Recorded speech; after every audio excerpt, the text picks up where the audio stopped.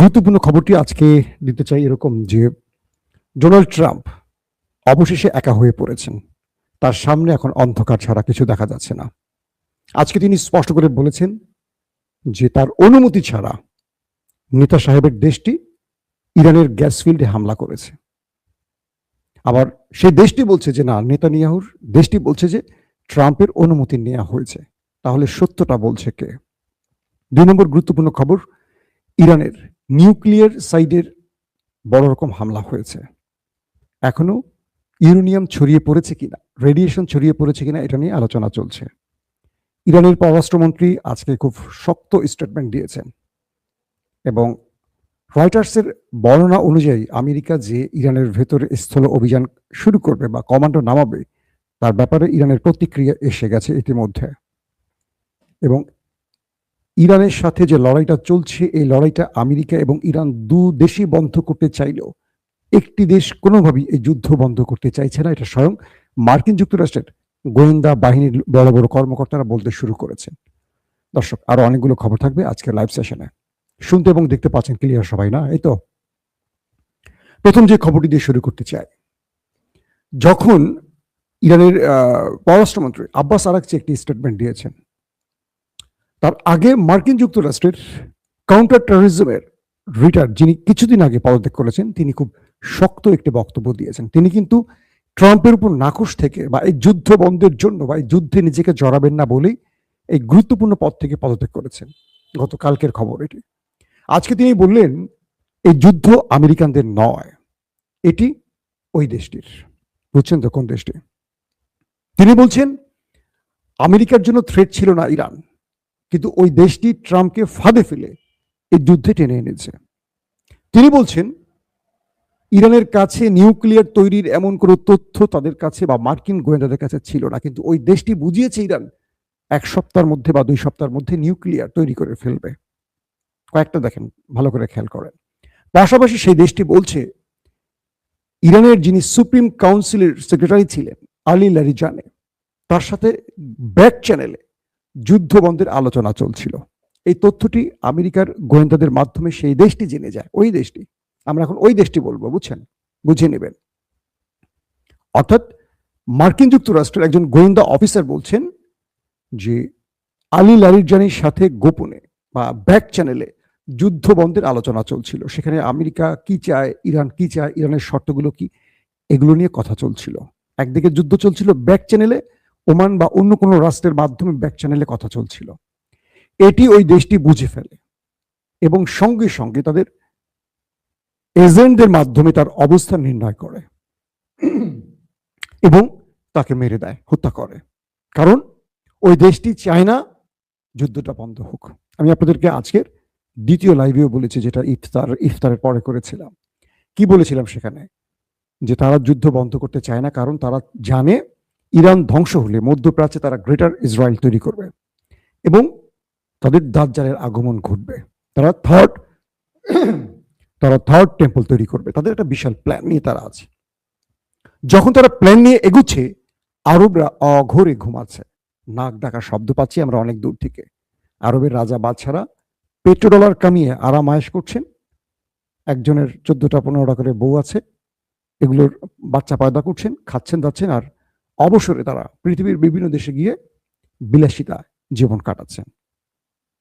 কিন্তু তারা greater Israel তৈরির স্বপ্নে কাজ করছে, আর তাদের সামনে প্রধান বাধা ইরান। মার্কিন গোয়েন্দা অফিসার বলছেন এই যুদ্ধ ওই দেশটি বন্ধ করতে চায় না, আর তাই যারাই আলোচনা করতে চায় বা যুদ্ধবিরতিতে নেপথ্যে কাজ করে তাদেরকে তারা কৌশলে মেরে দিচ্ছে। এই বক্তব্যটি ডোনাল্ড ট্রাম্পকে তিনি দিয়েছিলেন, কিন্তু ট্রাম্প কথায় কান দেন নেই। সেদিকে হাঁটছে এখন মার্কিন যুক্তরাষ্ট্র। তারা বুঝতে পারছে পুরো রাষ্ট্রের ভেতরে, আমি কালকে আপনাদের বলেছিলাম, ট্রাম্পের জনপ্রিয়তা 80% কমে গেছে। আগামী মধ্যবর্তী নির্বাচনে তিনি হারবেন, সেই লক্ষণ টের পাওয়া যাচ্ছে। সিএনএন বলছে পৃথিবীর সবচেয়ে অপছন্দের দেশ হিসেবে ওই দুটো দেশ তালিকাভুক্ত হয়েছে। 1 নম্বর ওই দেশটি, 2 নম্বর ট্রাম্পের দেশটি। এই যে জরিপগুলো কারা দিচ্ছে? মার্কিন গণমাধ্যম, আমি আপনি দিচ্ছি না। ওকে, এটা বাংলাদেশের 71 টিভি দিচ্ছে না, যা বলবে সব মিথ্যা বলবে। সেটা একাত্তর টিভি যা বলবে মিথ্যা বলবে, এটা কিন্তু হাসিনার আমলের কথা বলছি, এটা এই আমলের কথা বলছি না। এই আমলে আমার টিভি দেখা হয় না, হাসিনার আমলেও আমি দেখতাম না ভাই, কিছু মনে করে না, টিভি আমার একেবারে দেখা হয় না। 2 নম্বর বিষয়টি কি, আমেরিকা যখন কথা বলতে শুরু করেছে, ধারণা করা হচ্ছে ভেতর থেকে আরো অনেকেই কথা বলা শুরু করবে। আমেরিকার ডোনাল্ড ট্রাম্প বলেছেন যে তিনি জানতেন না নেতা সাহেবের দেশটি ইরানের গ্যাস ফিল্ডে হামলা করবে, যদি জানতেন তিনি অনুমতি দিতেন না। এই কথাটি কাকে বলেছেন? তিনি গালফ কান্ট্রিকে বলেছেন, কারণ আরবের দেশগুলো ট্রাম্পের উপর ব্যাপক চাপ তৈরি করেছে যে তুমি যুদ্ধের নাম করে আমাদের দেশের 12টা বাজাচ্ছ, তুমি ইরানে মারছো আর ইরান আমাদের মারছে, ফাইজলামি পাইছো, আমার তেল গ্যাস কারা নিচ্ছে? তুমি তো নিচ্ছ, পেট্রোডলার কামাই তুমি তো করছো, তাই না? তুমি তো বাণিজ্যিকভাবে লাভবান হচ্ছে সবচেয়ে বেশি, আমার দেশে ঘাঁটি গেড়ে আমার দেশে তেল বের করে এটা সেটা সবই তো তুমি আছো, তো তুমি আমার দেশের 12টা কেন বাজাচ্ছ? আর তুমি ওই দেশটাকে বাঁচাচ্ছ আর আমাকে মারছো, এটা তো হতে পারে না। ট্রাম্প গালফ কান্ট্রিকে বলল আমি জানতাম না, ওই দেশটি হঠাৎ করে আক্রমণ করে বসেছে। তবে তিনি বলছেন, ট্রাম্প বলছেন, এরপর যদি ইরান আর কোনো আরব দেশে বা গালফ কান্ট্রির জ্বালানি বা তেল ক্ষেত্রে হামলা করে, তাহলে আমেরিকা শক্ত প্রতিরোধ গড়বে বা শক্ত জবাব দেবে। কিন্তু আমেরিকা বলছে না যে আগে ইরানের গ্যাস ফিল্ডে কারা হামলা করেছে, ওই দেশটি, কিন্তু সেই দেশের ব্যাপারে আমেরিকা কিছু বলছে না। অর্থাৎ ইরানকে আক্রমণ করা বৈধ, কিন্তু ইরান জবাব দেওয়া অবৈধ। এটা হলো ডোনাল্ড ট্রাম্পের বক্তব্য। যখন ট্রাম্প অস্বীকার করছেন যে তিনি জানতেন না ওই দেশটি ইরানে আক্রমণ করেছে বা করবে, তখন ইসরায়েল বলছে আমরা ট্রাম্পের অনুমতি নিয়ে এই হামলা করেছি। এবার বুঝতে পারছেন খেলা কোন দিকে চলে গেছে, ট্রাম্পের কাপড়টা খুলে ছেড়ে দিয়েছে ওই দেশটি তোয়াক্কা করে না। মার্কিন একজন গুরুত্বপূর্ণ পলিটিশিয়ান বলছেন যে আগে ছিল আমেরিকা ফার্স্ট, এখন দেখছি ওই দেশটি ফার্স্ট। আমেরিকা বড় রকম ফাঁদে পড়ে গেছে ওই দেশটির, যুদ্ধ বন্ধ করে এখন বেরিয়ে আসতে হবে আমেরিকাকে। তো আমেরিকা বলছে যখন যে আমরা ইরানকে শক্ত জবাব দিব যদি আরেকটি হামলা হয় গালফ কান্ট্রিতে, তখন ইরান বলছে যদি আমার দেশে আর একটি হামলা হয় তাহলে আমি গালফ কান্ট্রি কিচ্ছু আর রাখবো না, সব ধুয়ে মুছে ক্লিয়ার করে ফেলবো। আব্বাস আরাকচি বলছেন, ও এদিকে ডোনাল্ড ট্রাম্প পেন্টাগনের জন্য, মানে তার যুদ্ধের এই পরিস্থিতির জন্য আরো $2 বিলিয়ন মার্কিন ডলার চেয়েছে। বুঝতে পারছেন, বিশাল অ্যামাউন্ট চেয়েছে যুদ্ধের জন্য। আব্বাস আরাকচি এই বিষয়ে একটি স্টেটমেন্ট দিয়েছে। তিনি বলছেন যে আমেরিকা মাত্র 2 সপ্তাহের যুদ্ধে যদি টাকা চাইতে হয় রাষ্ট্রের তহবিল থেকে, এই যুদ্ধ তো আরো লম্বা সময় চালাবে ইরান। আমেরিকা প্রস্তুত থাকো, তোমাকে ট্রিলিয়ন ডলার খরচ করতে হবে। তিনি বলছেন আমেরিকার জনগণ তোমরা তোমাদের ট্যাক্সের টাকাগুলো রেডি করো, আমেরিকাকে আরো ট্রিলিয়ন ডলার তোমাদের দিতে হবে, কারণ আসতে দিনগুলো আরো ভয়ঙ্কর আসবে। ট্রাম্পকে ইরানের পররাষ্ট্রমন্ত্রী আব্বাস আরাকচি কি জবাব দিল দেখছেন? দাবার চালের কোন দিক থেকে চাল কোন দিকে যায় আর কোন জায়গার বক্তব্য কোন জায়গায় গিয়ে ভেড়ে। ইরানের এই স্টেটমেন্ট আমেরিকাকে আবার ধাক্কা দিয়েছে। বলছেন আব্বাস আরাকচি, আমরা প্রস্তুত তোমার জন্য, মাত্র 2 দিনে তুমি রাষ্ট্রের কোষাগার থেকে টাকা চাও। এখানে আমেরিকার ক্ষতি হচ্ছে, ইরানের ক্ষতি হচ্ছে, কিন্তু লাভ নেই, কিন্তু লাভ হচ্ছে ওই দেশটির। কে বলছেন? আব্বাস আরাকচি, মার্কিন জনগণকে উদ্দেশ্য করে। দর্শক, ইসলামিক দেশগুলো বা আরব দেশগুলো তারা জরুরি মিটিং করেছে। মিটিং শেষে তারা ইরানের বিরুদ্ধে গেছেন। তারা বলছেন ইরান আরব রাষ্ট্রগুলোর ভেতরে আবাসন বিভিন্ন সিভিলিয়ানদের উপর হামলা করছে, এরকম অনেকগুলো অভিযোগ তুলেছেন। প্রশ্ন উঠছে সুন্দর একটি, তারা কিন্তু ইরানের উপর ক্ষোভ জানিয়েছেন ইরান হামলা করছে, তারা কিন্তু ইরানে যে হামলা হয়েছে তার জন্য ক্ষোভ জানাননি, 200 বাচ্চা যে নিহত হয়েছে তার জন্য ক্ষোভ জানাননি, সিভিলিয়ানদের যে হত্যা করছে এবং যুদ্ধ যারা চাপিয়ে দিয়েছেন তাদের বিরুদ্ধে একটি কথা আরবরা বলেনি। এই আরবদের দিয়ে কি হবে বলেন? যারা যুদ্ধটা চাপিয়ে দিল তাদের নিয়ে কোনো বক্তব্য নেই, কিন্তু যে মার খেয়ে প্রতিবাদ করছে বা আত্মরক্ষায় আঘাত করছে তার বিরুদ্ধে ক্ষোভ জানাচ্ছে। তবে এদের মধ্যে একটি দেশ ভিন্ন পাওয়া গেছে, তার নাম ওমান। ওমান আরবদের এই সুরে কথা বলেনি। ওমান বলছে আমেরিকা তার পররাষ্ট্রনীতি হারিয়ে ফেলেছে, আমেরিকা চলছে এখন অন্য একটি দেশের পররাষ্ট্রনীতির উপর। তার মানে বুঝতে পারছেন তো খোলামেলা কথা, যে আমেরিকা যে পররাষ্ট্রনীতির ভিত্তির উপর দাঁড়িয়ে আছে এটা আমেরিকার নীতি নয়, এটা ওই দেশের। ওই দেশ এখন এই বৃহৎ আমেরিকাকে চালায়, একটা ছোট্ট দেশ বিশাল আমেরিকাকে এখন নিয়ন্ত্রণ করে। মার্কিনীদের আর ইজ্জত আছে বলেন? কাপড় টাপড় খুলে মোটামুটি ছেড়ে দিয়েছে। এখন কি হবে? ইরানের একটা গুরুত্বপূর্ণ নিউক্লিয়ার প্ল্যান্ট, তার পাশে বড় রকম আঘাত করেছে ওই দেশটি। ওই দেশটির নামও বলা বিপজ্জনক। রাশিয়া থেকে শুরু করে পৃথিবীর অন্যান্য দেশ বলেছিল পূর্বেই, খবরদার কোনো নিউক্লিয়ার সাইটের আশেপাশে বা প্ল্যান্টের আশেপাশে কোনো অ্যাটাক হবে না, কারণ এখান থেকে ছড়িয়ে পড়তে পারে ইউরেনিয়াম, এখান থেকে তেজস্ক্রিয়া ছড়িয়ে পড়তে পারে, এটা পৃথিবীর জন্য হুমকি হয়ে যাবে। কিন্তু অবশেষে ইরানের একটি পাওয়ার প্ল্যান্ট, যেখানে নিউক্লিয়ার প্ল্যান্ট মানে যেটা বিদ্যুৎ ব্যবহারের বা বিদ্যুৎ উৎপাদনে ব্যবহারের কাজ চলছিল, সেখানে হামলা করে বসেছে ওই দেশটি। ইরান বলছে এবার তোমাদের ডিমন আমাদের টার্গেটে হবে, অর্থাৎ সেই পাওয়ার প্ল্যান্টে আঘাতটি হয়নি, পাওয়ার প্ল্যান্ট থেকে 320 মিটার দূরে বা এরকম কাছাকাছি একটি জায়গায় হামলা করেছে। তবে এখন পর্যন্ত কোনো খবরে দেখিনি সেখান থেকে কোনো তেজস্ক্রিয়া ছড়িয়ে পড়েছে। এই যে আঘাতগুলো তারা করছে, তারা কিন্তু একটা বৃহৎ আকারের যুদ্ধ চায় এবং এই যুদ্ধে ইরানকে একেবারে শেষ করে দিতে চায়। কিন্তু পুরো পৃথিবী এটার বিরুদ্ধে দাঁড়িয়ে গেছে, কিন্তু তারা কাউকে তোয়াক্কা করছে না।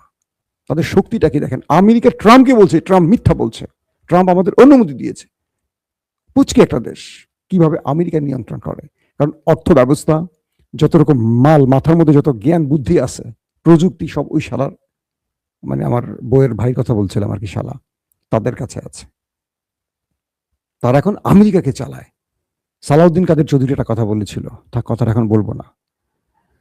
তো রয়টার্স বলছে আমেরিকা চূড়ান্ত সিদ্ধান্ত নিয়েছে আগামী সপ্তাহে তারা ইরানে স্থল অভিযান চালাবে। এটা নিয়ে আমি ডিটেল তথ্য আজকে মাগরিবের পরে লাইভে দিয়েছি, এটা আর আমি নতুন করে আলোচনা আনতে চাই না, এটা আপনারা হয়তো বা জেনেছেন।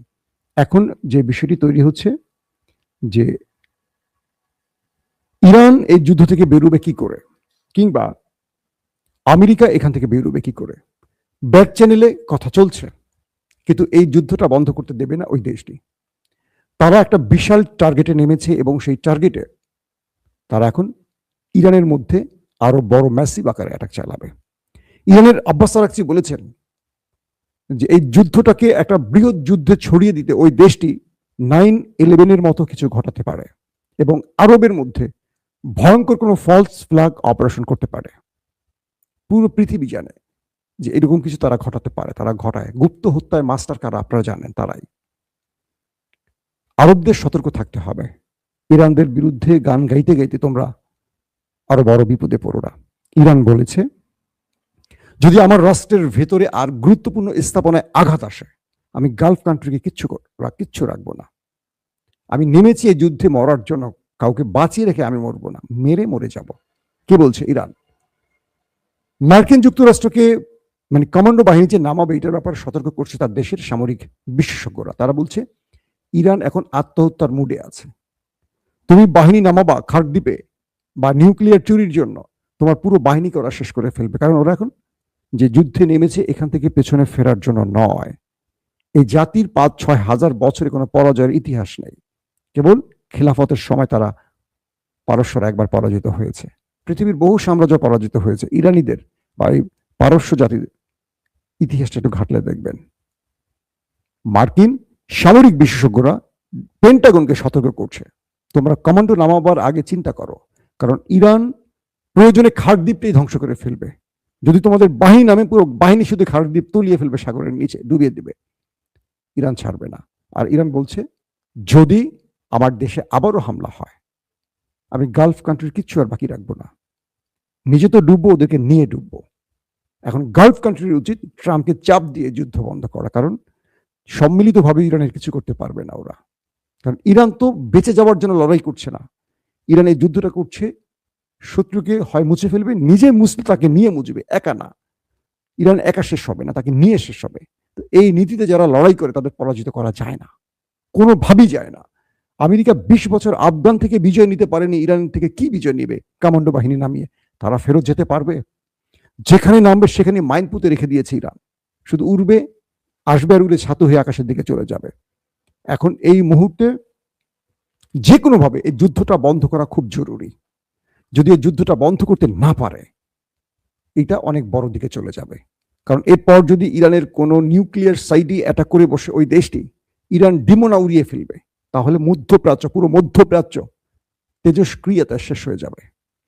আর যেভাবে এগুচ্ছে একজন একজনের গ্যাস ক্ষেত্রে, তেলের পয়েন্টে হামলা করছে, আগামী দিনে তেল গ্যাস থেকে পৃথিবী মুক্ত হয়ে যাবে। অর্থাৎ ইমাম মাহাদি আসার আগের যে সিমটমটি আমরা জানি, যে সে সময় পৃথিবীতে আর কোনো প্রযুক্তি থাকবে না। এই যে আপনারা আমার কথা শুনছেন, মোবাইল, ইন্টারনেট কিছু থাকবে না, মানুষ সেই আগের যুগে চলে যাবে, একদম আগের যুগে। সেই দিকটাই যাচ্ছে। দেখেন যেভাবে তেলের গ্যাস ফিল্ডে হামলা চলছে, তেল গ্যাস ছাড়া ইন্টারনেট ব্যবস্থা চলবে, মেশিনগুলো চলবে, কোনো সিস্টেম চলবে, টিভি চলবে, মোবাইল চলবে, বিদ্যুৎ ব্যবস্থা থাকবে, সব তো ভেঙে চুরমার হয়ে যাবে। তো এরা পৃথিবীকে ধ্বংস করে ফেলছে। এরা এদের নিজেদের স্বার্থে কামড়াকামড়ি করতে গিয়ে যুদ্ধ জয়ের জন্য তারা টার্গেট করছে কি এখন গ্যাস তেল ফিল্ড গুলোকে। এগুলো তারা তৈরি করছে না, আল্লাহ প্রদত্ত। এখন এগুলো ধ্বংস করে কেউ কোনো মানে লাভ ঘরে তুলতে পারবে? আজকে মধ্যপ্রাচ্যের তেল কি মধ্যপ্রাচ্য ভোগ করছে? পুরো পৃথিবী পাচ্ছে। ইরানের তেল পাচ্ছে না, রাশিয়ার তেল পাচ্ছে না, আজারবাইজানের তেল পাচ্ছে না? পাচ্ছে তো। তাহলে আমেরিকার তেল ক্ষেত্র আছে, আছে কিনা? বাংলাদেশের আছে। তেল আমরা ওই দেশ থেকে এনে আমরা আমাদের মেশিনগুলো চালাই, আমাদের শ্রমিক চলে, আমাদের কল কারখানা, শিল্পনগরী চলে। যেদিকে যুদ্ধ যাচ্ছে এটা খুব বিপজ্জনক দিকে মোড় নিচ্ছে। ট্রাম্পকে এখনই বুঝতে হবে তিনি ট্র্যাপে পড়ে গেছেন। তিনি চারদিক থেকে কোণঠাসা হয়ে গেছেন। আমেরিকার ভেতর থেকে তিনি সাপোর্ট পাচ্ছেন না, পাশাপাশি তিনি এখন মিথ্যাচার করে বাঁচতে পারছেন না। তার বিরুদ্ধে তার কাপড় খুলে দিচ্ছে তার বন্ধু নেতানিয়াহু। তার মানে আসছে দিনগুলো খুব বিপজ্জনক দিকে মোড় নিচ্ছে।